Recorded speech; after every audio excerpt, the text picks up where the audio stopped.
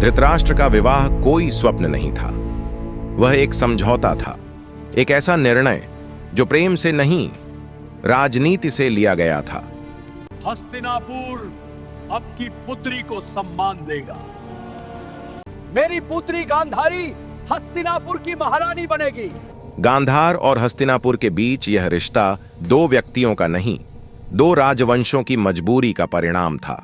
गंधारी ने जब पहली बार अपने पति को देखा तो उसने वह सत्य देखा जिसे संसार नहीं देख सकता था।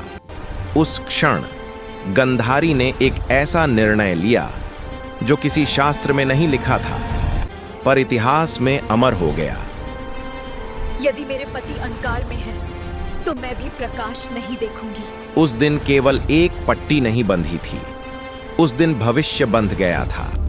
वर्ष बीतते गए, उत्सव हुए, यज्ञ हुए, पर उत्तराधिकारी नहीं हुआ। राजमहल में प्रश्न गूंजने लगे और प्रतीक्षा बोझ बनती चली गई। समय आगे बढ़ा, पर गर्भ ठहरा रहा। महीने नहीं, वर्ष बीते। यमानी, ये सामान्य गर्भ नहीं है। और जब वह क्षण आया, ये क्या है? तो जन्म ने भय का रूप ले लिया। जो जन्मा वह शिशु नहीं था, वह संकेत था। अंधकार में एक आकृति जिसने भविष्य को थर्रा दिया। तभी नियति स्वयं चलकर आई। व्यास। ओगे, डरो मत गंधारी, ये तुम्हारे 100 पुत्रों का बीज है। पहला जन्मेगा, वही सबका स्वभाव तय करेगा। और उस एक पिंड को 100 भागों में बांट दिया गया।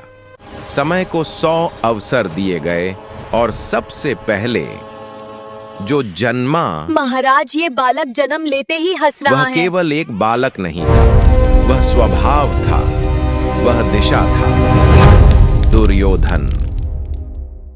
एक के बाद एक 100 जन्म। वे केवल भाई नहीं थे, वे शक्ति थे। एक ऐसी शक्ति जिसे अनुशासन नहीं मिला। हस्तिनापुर अब अजय है। जहां शक्ति धर्म से बड़ी हो जाए, वहां विनाश निश्चित होता है। और उसी समय दूसरी ओर वन में एक अलग भविष्य आकार ले रहा था।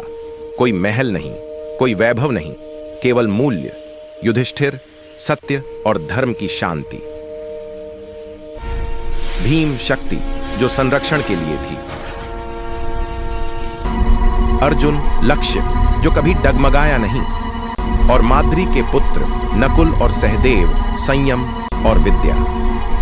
एक ओर महल में जन्मी सेना, दूसरी ओर वन में पला धर्म। पांडु जीवित हैं, पर उनका अंत निकट है। शीघ्र ही दोनों वंश एक ही महल में रहेंगे। महाभारत।